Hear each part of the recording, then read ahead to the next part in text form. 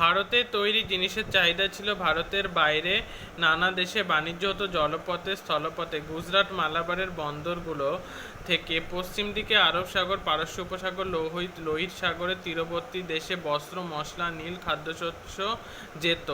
সুলতানি আমলে যুদ্ধবন্দী দাসদের ভারত থেকে পশ্চিম এশিয়ায় রপ্তানি করা হতো। আবার ওই সময় থেকে ওইসব দেশ থেকে আসতো ঘোড়া, কাঁচা সামগ্রী, শাটিন, কাপড় ইত্যাদি। সব ভারতীয় শাসক ঘোড়া আমদানিতে উৎসাহ দিত, কারণ ভারতে ভালো মানের ঘোড়া জন্মাতো না। প্রধানত পারস্য, এডেন, ইয়েমেন থেকে ভারতে ঘোড়া আমদানি করা হতো। সুলতানি আমলে এবং মুঘল আমলে প্রথম দিকে গুজরাটের ব্রোচ ও ক্যাম্বে বন্দর দুটি বাণিজ্যের প্রবেশপথ ছিল। আলাউদ্দিন খলজি গুজরাট জয় করলে দিল্লি সুলতানির সঙ্গে পশ্চিম এশিয়ার পারস্য উপসাগর, লোহিত সাগরে সরাসরি যোগাযোগ স্থাপিত হয়। সিন্ধু প্রদেশের থেকে বিশেষ ধরনের কাপড়, দুগ্ধজাত দ্রব্য, মাছ রপ্তানি হতো। মুঘল আমলে সুরাট বন্দর ছিল ভারতের প্রধান। এর সঙ্গে পশ্চিম এশিয়ার দেশগুলির ভালো যোগাযোগ ছিল। পূর্ব দিকে ভারতীয় সামগ্রী চাহিদা ছিল বঙ্গোপসাগরের আশেপাশের দেশগুলিতে ও দক্ষিণ পূর্ব এশিয়ায়। গুজরাট থেকে ওইসব দেশে যেত রঙিন কাপড়। বাংলা থেকে রপ্তানি হতো সুতির কাপড়, রেশম বস্ত্র ও চিনি। এর বিনিময়ে গুজরাট থেকে আসতো দক্ষিণ পূর্ব এশিয়ার মশলা। মালদ্বীপ থেকে আমদানি করা হতো কড়ি।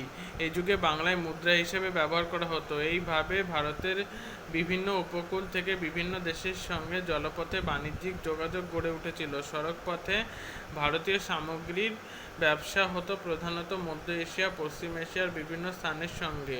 মুলতান শহর ছিল এই বাণিজ্যের কেন্দ্র। সড়ক পথে মধ্য এশিয়া থেকে মূল্যবান ধাতু যেমন সোনা, রূপো, রত্ন আমদানি হতো।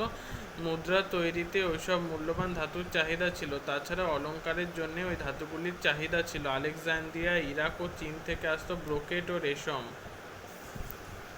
এই পণ্যগুলি ছিল মূল্যবান এবং এর চাহিদা ছিল সমাজের উঁচুতলার মানুষদের কাছে। মধ্যযুগে সমুদ্র বাণিজ্যে নানা দেশের বণিকরা অংশগ্রহণ করত। ভারতীয় বণিকদের মধ্যে গুজরাটি, মালাবারি, তামিল, ওড়িয়া, তেলেগু, বাঙালি বণিকরা সুনাম অর্জন করেছিলেন। এই বণিকরা ধর্মে ছিল হিন্দু, মুসলমান ও জৈন। এরা আরব, পারসিক ও দক্ষিণ পূর্ব এশিয়ার বণিকদের সঙ্গে বাণিজ্য করত। এদের মধ্যে কোনো কোনো বণিক ছিল খুব ধনী, তাদের বলা হতো বণিক সম্রাট। বড় বড় ভারতীয় বণিকদের নিজস্ব জাহাজ থাকত, বাকিরা অন্যদের জাহাজে করে জিনিসপত্র পাঠাতো।